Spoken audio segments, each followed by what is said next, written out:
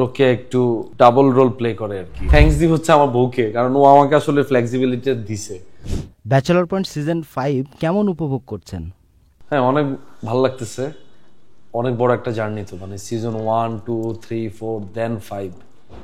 So আস্তে আস্তে তো উত্তেজনা মাত্রাটা বাড়তেছে। 8 বছর আগে এই সিরিয়াল শুরু হয়েছিল, শুরুর দিকের সেই দিনগুলা কি মনে পড়ে? হ্যাঁ, এটা তো প্রতিনিয়ত হয়।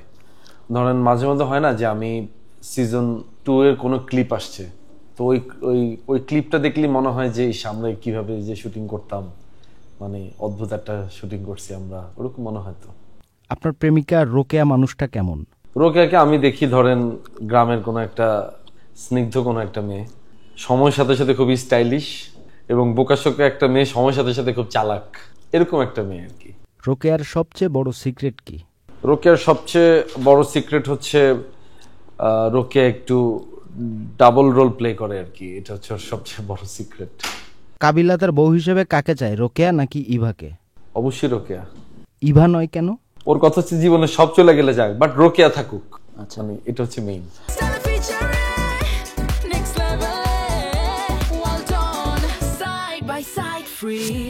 আপনি যদি কখনো প্রেমের কোচিং সেন্টার চালু করেন, সেই নামটা কি হবে? প্রেমের কোচিং সেন্টার, সেটার নাম কি হবে? এরকম কোচিং সেন্টারের নাম আসলে চিন্তা করি নাই। তো চিন্তা করলে মানে দিব আর কি, যে এসে ভুল করি। বাস্তবে বিবাহিত হয়েও স্ক্রিনে আপনি ব্যাচেলর কাবিলা হিসেবেই পরিচিত, এ ব্যাপারে কিছু বলবেন? না, আমার তো মনে হয় আমি এখনো ব্যাচেলার। মানে এটা আমি আমার থ্যাঙ্কস দিব হচ্ছে আমার বউকে, কারণ ও আমাকে আসলে ফ্লেক্সিবিলিটি দিছে। দাও, আড্ডা দাও, সমস্যা কি, এরকম আর কি। তো আমি এখনো বন্ধু বান্ধবদের সাথে আড্ডা দিই, এখনো বাইরে ট্যুর দিই, আবার মাঝে মধ্যে ফ্যামিলি সহ ট্যুর দিই। ভাবিকে নিয়ে কিছু জানতে চাই। ও পুঙ্খানুপুঙ্খ দেখে সবকিছু। মানে আমাকে কিন্তু বলে যে এই যে লাস্ট চ্যাপ্টারটা যেটা পুরোটা শেষ করছে, বলতেছে যে লাস্ট চ্যাপ্টারটা কিন্তু খুবই জোশ হয়েছে। যে ও আবার দেখে সবকিছুই, খোটায় খোটায় দেখে, এবং অপেক্ষা করে আর কি আমার কোনো কাজ কবে আসবে, কিংবা আমাদের টিমের কাজগুলো কবে আসবে, সেটার জন্য অপেক্ষা করে। পলাশের কাছে কাবিলা মানুষটা অনেক ব্লেসিং, তাই না?